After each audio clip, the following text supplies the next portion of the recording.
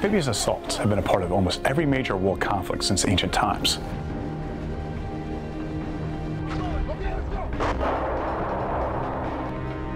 In this episode, we look at how these operations have been utilized, as well as how tactics and landing craft evolved in the 20th century.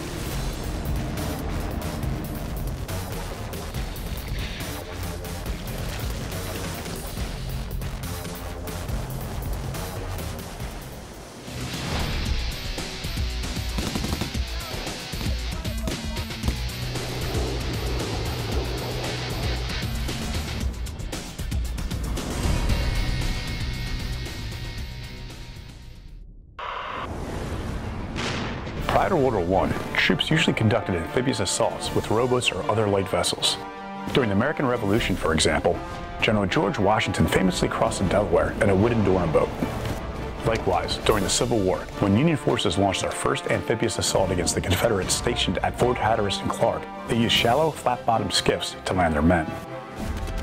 However, the widespread introduction of automatic weapons at the start of the 20th century meant that operating out of these type of vessels was no longer feasible.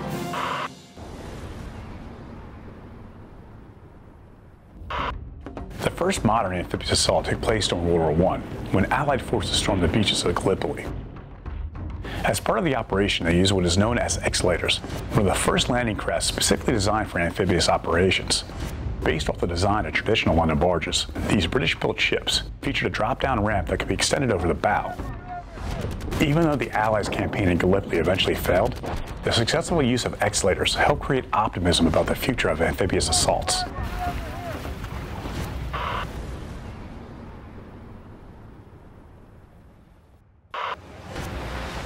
During World War II, the intricate coordination of the landing force, with its transportation, supporting air power, naval power, and logistics, really came into being.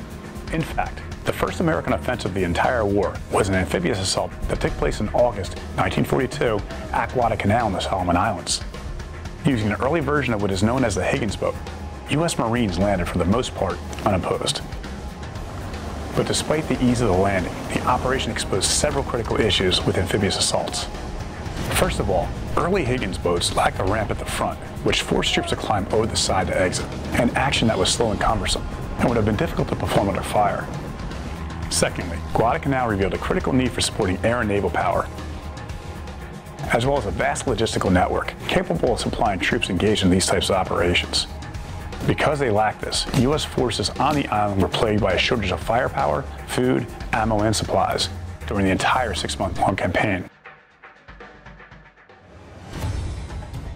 The lessons learned at Guadalcanal and other early amphibious assaults, like the Operation Torch landings in North Africa, helped U.S. forces better develop both their landing craft and their amphibious warfare doctrine. This in turn led to the creation of dozens of specially designed vessels and the launching of increasingly larger and more complex amphibious assaults, leading eventually to massive operations like the well-known D-Day Normandy landings, which brought together an assault force of more than 150,000 troops, more than 10,000 combat aircraft, and an armada of nearly 7,000 vessels, including more than 4,000 landing craft.